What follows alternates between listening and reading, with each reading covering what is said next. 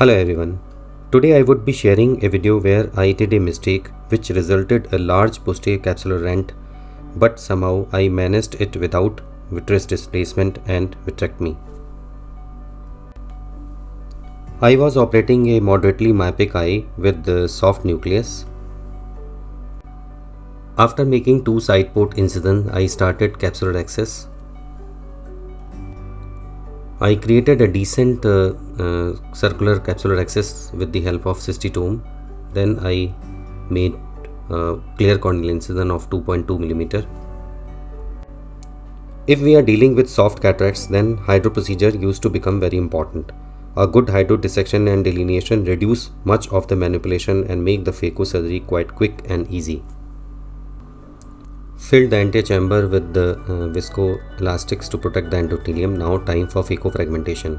I always suck the anterior epinuclear plate before holding the nucleus. It exposes the nucleus well and manipulation of nucleus becomes easy.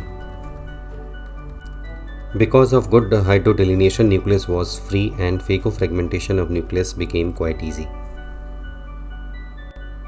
Although I normally avoid to pop out the whole nucleus from the back, however here it came out and I have to limit its movement to avoid stress on endothelium. Epinuclear plate was also lying loose because of good hydrodissection. I started aspirating the epinuclear plate, but probably at some point of time I touched the posterior capsule accidentally.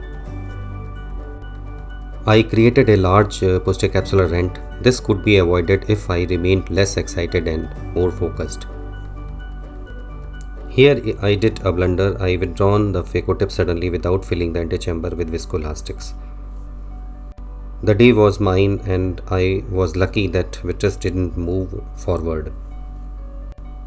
I filled the antechamber with viscoelastics and I took a deep breath. I also told my supportive OT staff to arrange a multi-piece IOL instead of single-piece IOL. This is very crucial time of surgery. Do not panic, control your nerves, think and plan your strategy to deal with. First, I decided to implant but stopped and thought to remove the remaining cortical matter before IOL implantation. I also asked my staff to be ready with the vitrectomy. I reduced the intraocular pressure setting to reduce the globe pressure. Here dry aspiration with Simcoe cannula is also a fantastic idea. I started aspirating the cortical matter slowly and started from the area away from the rent.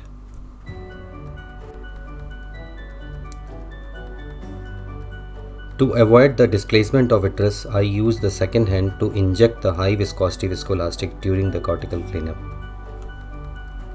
I kept on injecting visco and continued to aspirate the cortical matter. Here it is important to differentiate between the vitreous aspiration from the cortical matter and visco aspiration. It comes with practice. Do not try to pull the vitreous. Vitreous traction can lead to retinal detachment in post-operative period. After thorough cortical cleanup, I filled the antechamber and bag with viscoelastics. Luckily, there was no vitreous displacement and bag was also inflated properly. Injected the intraocular lens and gently placed the haptics inside the bag. Rotated the IOL perpendicular to the axis of posterior capsular rent. Thorough visco aspiration is the must to avoid raised intraocular pressure in postoperative period. Before visco removal, I injected pilocarpine intracamerally to constrict the pupil. Well-constricted pupil indicates absence of vitreous strands in the antechamber. With reduced intraocular pressure, I aspirated the viscoelastics from the chamber. It was not possible to aspirate from behind the IOL, so some amount of visco was expected to be left, which could be dealt with pressure-lowering medications in the postoperative period. In cases of posterior capsular rent, it is also recommended thorough retinal evaluation to rule out any doubtful retinal peripheral areas, and it should be dealt with laser barraging.